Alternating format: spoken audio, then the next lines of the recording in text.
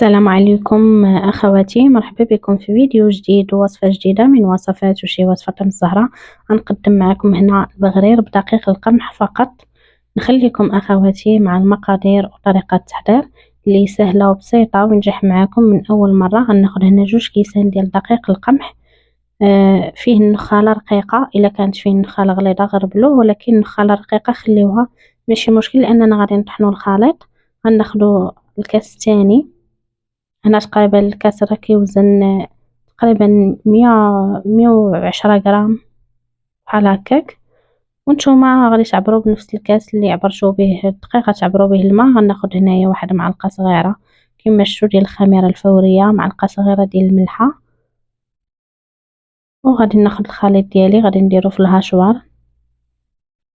بطبيعة الحال غادي ناخد الماء دافي.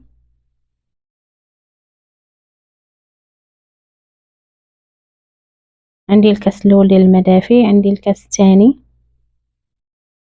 غادي نطحنوا الخليط. الكاس اللي عبرتو به الدقيق غتعبروا به الماء. انا هذه هي القاعده ديال البغرير، راها معروفه صراحه. طريقه سهله وبسيطه وغادي تعتمدوها، خصوصا الناس اللي عندهم اللي كيضرهم المصران، الناس اللي كيضرهم القولون العصبي، الناس اللي كتقل عليهم السميده. هذه راه هذا البغرير هذا كيجي خفيف وما كيتقلش على المعده وكيجي رائع وصحي في نفس الوقت. هنا غادي نضيف واحد 4 كاس ديال الماء وغادي نطحن. وفي الاخير نتوما غادي تشوفوا معايا القوام ديال الخليط كيفاش غادي يكون. غادي نضيف واحد خمارة ديال الحلوى من فئة ديال 8 غرام، حتى بطبيعة الحال طحنا الطحنة الاولى والخليط ديالنا فيه الفقاعات. وغادي نضيف واحد البيضة، هذه كتبقى اختياريه، اللي بغى يضيفها يضيفها، اللي ما بغاش يضيفها يمكن لكم تستغناو عليها. وغادي نعاودو نخلطو واحد الخلطة خفيفة حتى كيتجانسوا المكونات اللي ضفنا في الاخير. بالنسبه لهذا البغرير انا غادي نخليه يرتاح 15 دقيقه. صراحه ضروري البغرير خصو يرتاح باش كيجي مثقب وكيجي زوين. غادي نخوي في داك الاناء وغادي نغطيه بسلوفان وغادي نخليه 15 دقيقه. هنا كنوريكم القوام ديال البغرير كيفاش داير. وشوفوا هنا واخا تطحن بقات هذيك النخاله رقيقه كتبان، ولكن معليش راه كيجي زوين صراحه صحي.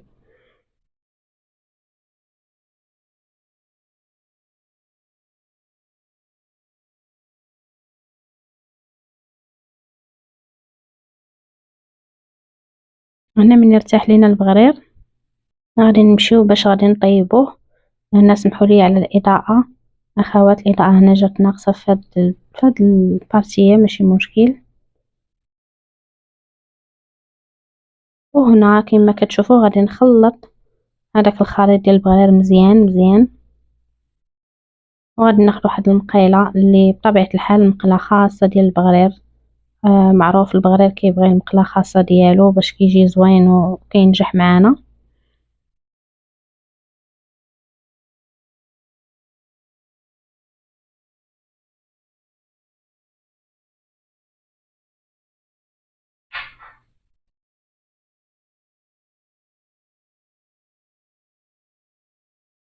كما كيبان لكم هنا البغرير بدا كيوجد ما شاء الله، كيجي رائع. نخليكم اخواتي ونرجع معكم في اخر الفيديو، نخليكم مع الطريقه ديال الطهي ديال البغرير. بالنسبه لي انا واحد الملاحظه، انا هنا راه ما تنبردش المقله، كنهز المقله كنحيد البغريره راه كتبرد واحد شويه. ما كنخليش المقله فوق البوطه. ملي كنهزو البغريره ضروري كنهزو المقله مع البغريره.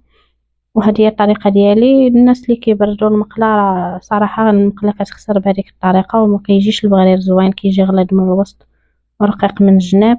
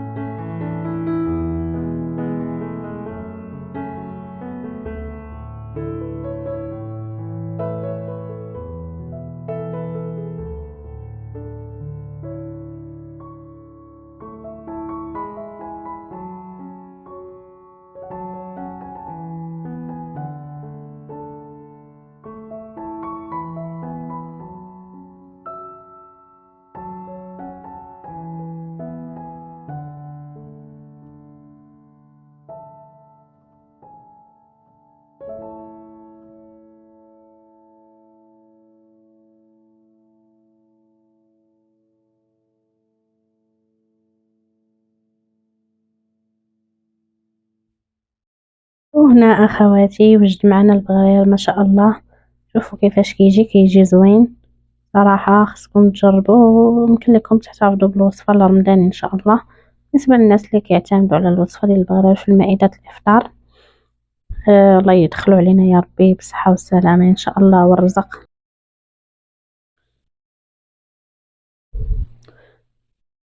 وهنا اخواتي كنقدموا البغرير مع الزبدة والعسل. انا هنا عندي هذا العسل الحر. بالنسبة لكم يمكن لكم تقدموه مع الزبدة مع زيت العود، كل واحد يقدمه بالطريقة اللي كيبغي. وهذا هو الشكل النهائي ديال البغرير ديالنا. وصلنا حتى لهنا وغادي نقول لكم الى اللقاء اخواتي. نتلاقاو ان شاء الله في فيديو جديد ووصفة جديدة من وصفات وشيوات فرن الزهرة. الى اللقاء اخوات. شكرا على المشاهدة، شكرا للناس اللي كتدعمني، شكرا للناس اللي غتوصل حتى لهنا وتخلي لي واحد لايك باش تشجعنا.